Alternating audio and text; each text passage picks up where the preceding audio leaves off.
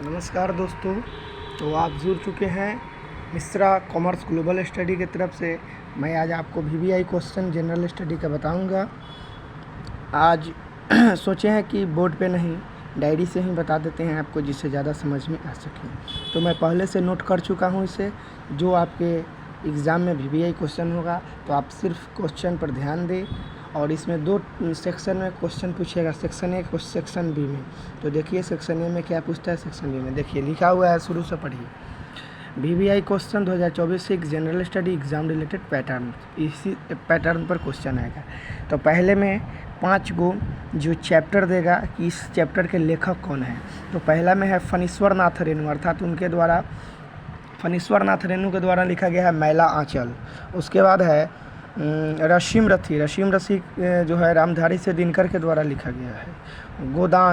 गोदान मुंशी प्रेमचंद, और अर्थशास्त्र के जनक जो है एडम स्मिथ है। इसके लेखक जो है सो कौटिल्य है, ठीक है। लेखक इसका कौटिल्य है, एडम स्मिथ इसका जन्मदाता है। आनंद मंठ के बंकिम चंद्र चटर्जी है। उसके बाद क्वेश्चन 2 में क्या पूछेगा, यहाँ पर घटना का तिथि दे देगा। यहाँ पर घटना आपको लिखना पड़ेगा, खाली तिथि रहेगा कि इस तिथि से संबंधित क्या है। तो देखिए प्रथम वर्ल्ड वार हुआ था, अर्थात प्रथम विश्व युद्ध 1914 से 18 तक हुआ था। 1857 में सिपाही विद्रोह हुआ था। 1942 में भारत छोड़ो आंदोलन हुआ था। और 1991 में नई औद्योगिक नीति हुआ था। 1885 में भारतीय राष्ट्रीय कांग्रेस की स्थापना, 1950 में गणतंत्र दिवस, और 1526 में पानीपत का युद्ध।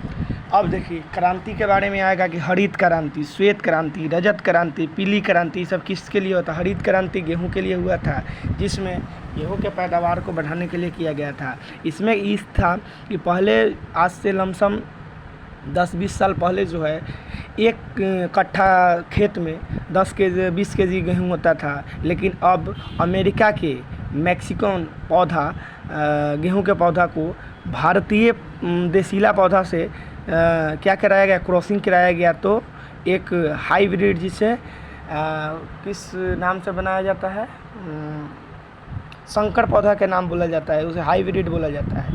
उससे निषेधन कराने से वही प्रक्रिया हरित क्रांति कहलाती है। तो अब एक कट्ठा में 1 कुंटल 20 केजी गेहूं उपज जाता है। श्वेत क्रांति दूध के लिए क्रांति हुई थी। रजत क्रांति अंडा के लिए हुआ था। और पीली क्रांति सरसों के लिए हुआ था, ठीक है। क्रांति के बारे में आप समझ जाइए। इसके लिए डिस्क्रिप्शन में, आपके वीडियो को डिस्क्रिप्शन में इसका सबका नोट्स हम डाल देंगे।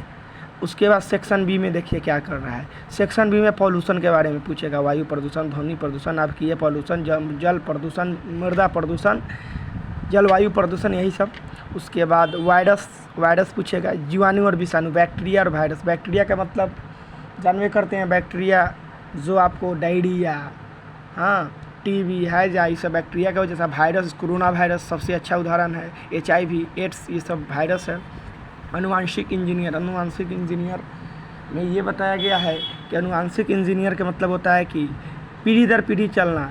जैसे मेरे बाबा में जो गुण देखने को मिलेंगे, मेरे बाबूजी में जो गुण देखने को मेरे बच्चे में, हम में, ऐसे चलते पीढ़ी दर पीढ़ी चलता है। वही प्रक्रिया अनुवांशिक इंजीनियर कहलाता है, अनुवांशिक इंजीनियर। विटामिन के नाम और काम और इसके लाभ और हानि।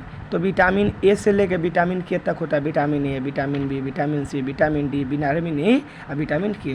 तो इसके बारे में हम बाद में बताएंगे। पहले आप ग्लोबल वार्मिंग के बारे में समझ लीजिए। ग्लोबल वार्मिंग जो है ओजोन परत में छिद्र होने के कारण हो रहा है। इसका मुख्य कारण है अनेक प्रकार के, आज के डेट में देख रहे हैं पैदल कोई चल रहा है, सभी लोग गाड़ी से चल रहे हैं। उसका मतलब तरह तरह के प्रदूषण निकल रहे हैं।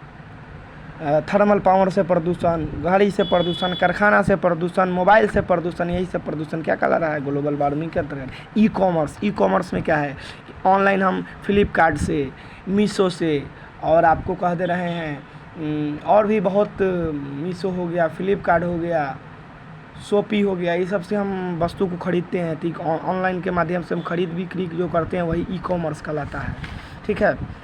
अब इसके बाद आप समझ लीजिए, फिर आपको क्वेश्चन नंबर 1 से फिर हम बता देते हैं। एक और क्वेश्चन है कि एड्स रोग क्या है, इसके संक्रमण के कारण रोकथाम।